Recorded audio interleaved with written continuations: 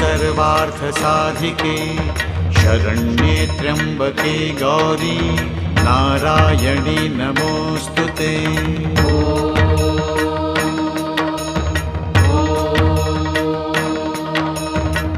या देवी सर्वभूतेषु दयारूपेण संस्थिता नमस्तस्यै नमस्तस्यै नमस्तस्यै नमो नमः। ఓం శాంతి. నమస్తే.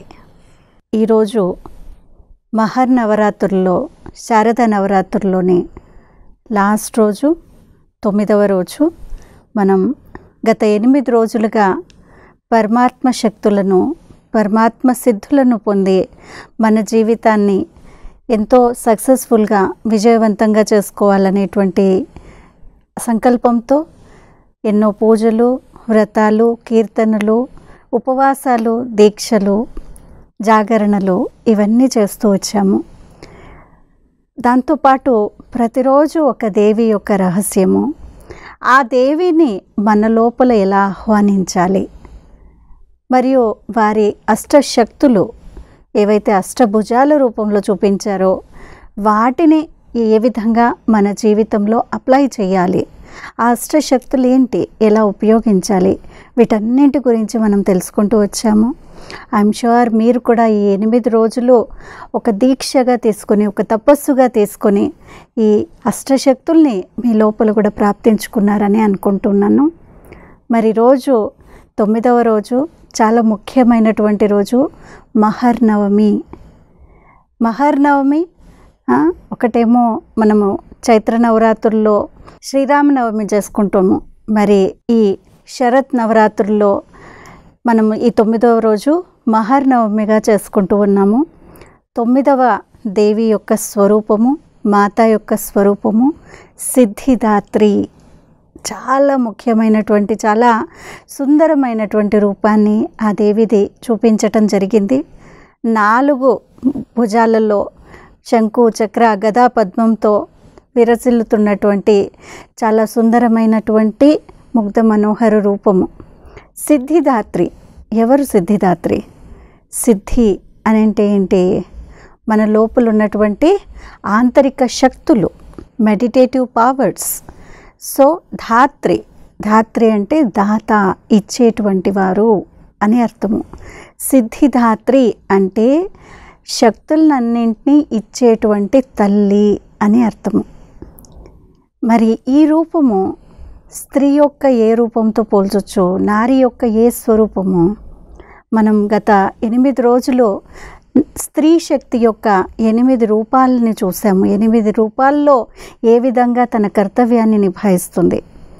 మరి ఎప్పుడైతే ఒక స్త్రీ తన పరిపక్వ అవస్థలో, అంటే అనుభవీ స్థితిలో చేరుకుంటారో, ఒక వృద్ధాప్యము లేదు పెద్ద వయసుకి చేరుకుంటారో, అనుభవంతో అందరికీ తన యొక్క అనుభవాన్ని పంచుతూ విజయం యొక్క లేదు సిద్ధి కలగని అనేటువంటి వరదాని రూపంగా మారుతుంది.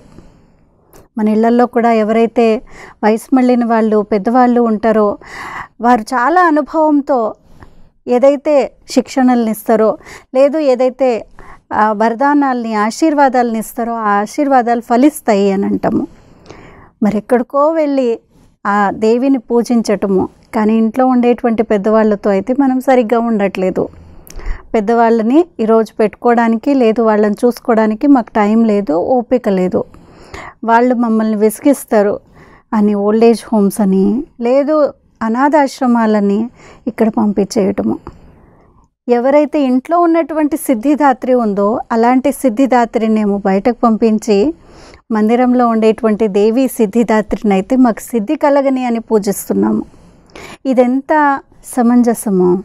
కాబట్టి మొట్టమొదట ఈరోజు సిద్ధిదాత్రి నుంచి మనం ఏం నేర్చుకోవాలి అంటే, ఇంట్లో ఉన్నటువంటి ఎవరైతే పెద్దవాళ్ళు ఉన్నారో, వయసు మళ్ళిన వాళ్ళు ఉన్నారో, అనుభవజ్ఞులు ఉన్నారో వారిని సర్వసిద్ధులు ప్రాప్తించేది. అందుకనే అంటారనమాట హిందీలో కూడా, లేలో లేలో దువాయే మా బాప్కి. పెద్దవాళ్ళు అయిన తర్వాత తల్లిదండ్రులు ఇచ్చేటువంటి ఏవైతే ఆజ్ఞలు లేదు ఆశీర్వాదాలు ఉన్నాయో వాటిల్లో చాలా బలం ఉంటుంది, దాంతో చాలా ఫలం లభిస్తుంది.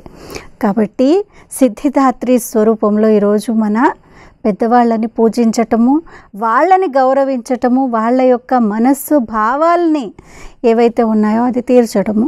కొంచెం సమయం కావాలి వాళ్ళకి మన నుండి, అంతేనా? రోజంతా వాళ్ళొక్కళ్ళే బతుకుతూ ఉండొచ్చు, వాళ్ళొక్కళ్ళే జీవిస్తూ ఉండొచ్చు. కానీ కొద్దిసేపు పిల్లలు వెళ్ళి, లేదు మనవాళ్ళు మనవరాళ్ళు వెళ్ళి వారితో కలిస్తే, ఆటలాడితే, మాట్లాడితే వాళ్ళ యొక్క ఆనందం అపరంపారము.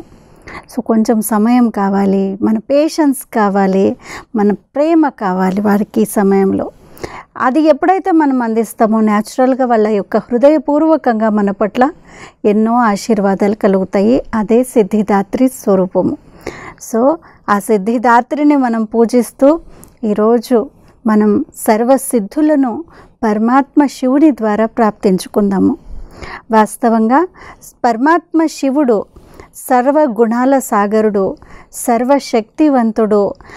ఆయన అన్నీ చేసేటువంటి వాడు మరియు చేయించేటువంటి వాడు.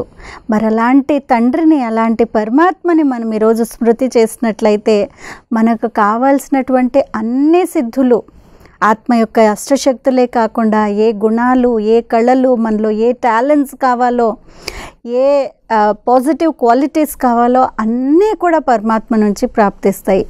మరి మీ జీవితంలో కూడా ఇలాంటి సర్వప్రాప్తులతో, సర్వసిద్ధులతో మీరు నిండుగా ఉండని, అలాంటి యోగము పరమాత్మతో మీరు జోడించి ఉండాలి అనేటువంటి శుభ సంకల్పము మా అందరి తరఫున మీకోసము. మరియు మీరు ఈ నవరాత్రుల్లో 9 రోజులు 9 రాత్రుల రూపంలో మనము జరుపుకున్నటువంటి పూజా ఫలాలు ఏవైతే ఉన్నాయో వాటన్నింటి ద్వారా రేపు విజయదశమి రోజు సంపూర్ణంగా విజయం పొందాలనేటువంటి శుభ ఆశీర్వచనాలతో మరొకసారి మీ అందరికీ నవరాత్రి పండుగ శుభాకాంక్షలు. Thank you. ఓం శాంతి.